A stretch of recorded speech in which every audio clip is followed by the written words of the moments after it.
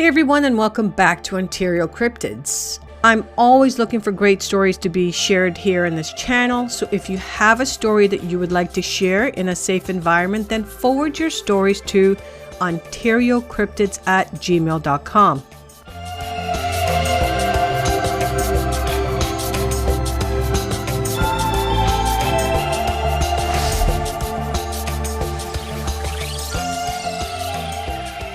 This is a story that was told to me by one of my firearms instructors named Chris.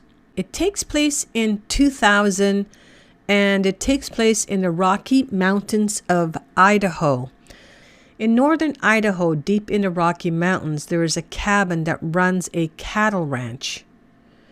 Chris's brother knows the owner and invited Chris to spend a weekend up there for some hunting and hiking. The brothers gathered their supplies and a few of their best pals and took off to the mountains. As they were driving up the winding Idaho roads, his brother issued a cryptic warning. Sometimes the cattle escape into the woods and need to be tracked down. The owner of the ranch has seen strange creatures in the forest. I'm not messing around. Everyone laughed and didn't take the warning seriously. Within the hour, they arrived at the cabin.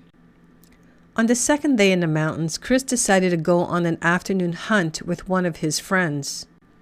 They drove down a back road onto the forest until the road ended a few miles from the cabin. They got out and walked into a nearby creek, then split off with one person going upstream and one person going downstream. After walking for a ways, Chris came to a silty deposit where he noticed a foul odor and a broken pine tree that was green and healthy. The tree trunk was snapped in the direction of the water. There were 4-finger indentation in the tree bark like it had been squeezed and pulled down by a massive hand. Sap bubbled from the compressed bark. On the ground, he discovered numerous huge footprints with 5 toes stamped onto the silt. He followed them and counted 73 beautiful tracks that led to another snapped green pine tree.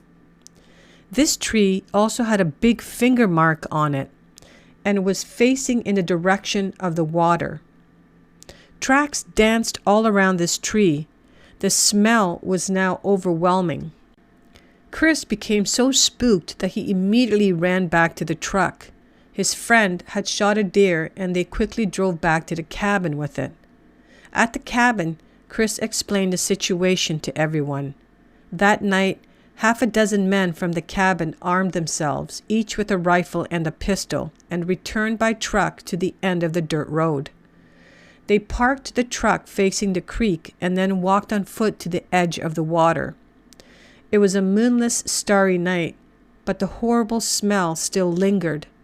The band of hunters waited and at one point howled into the night, calling for the creature. Chris thought that he could hear something moving in the forest, but the creek was too loud to be sure. He decided to walk alone upstream and into the woods to get a clearer sound. He could hear that there was definitely something big making its way through the pines. He ran back to the hunters and warned them that something was approaching. Moments later, from both up and downstream, they began to hear branches snapping and footsteps thudding. The sounds came from both directions, closing in on the group.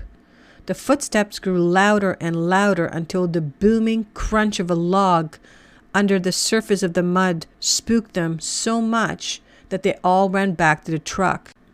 In less than 2 minutes, they made it back to the vehicle.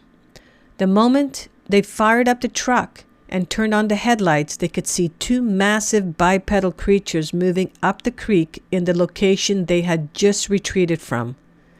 The creatures' eyes shined from the truck's headlights. All of the men had clear shots, but all took flight back to the cabin in terror. The stench greeted them upon their return. They feared that with the slain deer outside, the creatures would be drawn to the property. They all slept curled up with their guns that night, but no more signs of the creatures would be found. I told you, little brother, I wasn't effing around. He figures he ran into a family of them. There was a wild look in his eyes as he turned to me and said, I know they exist. Well, that marks the end of this episode. Please forward your encounter stories to OntarioCryptids@gmail.com, and I would be honored to share your story on this channel. Thank you all so much for listening until the end. I truly appreciate it. Please hit that like button on your way out and smash that subscribe button if you're new to my channel. Have a fantastic day, and we'll see you all next week.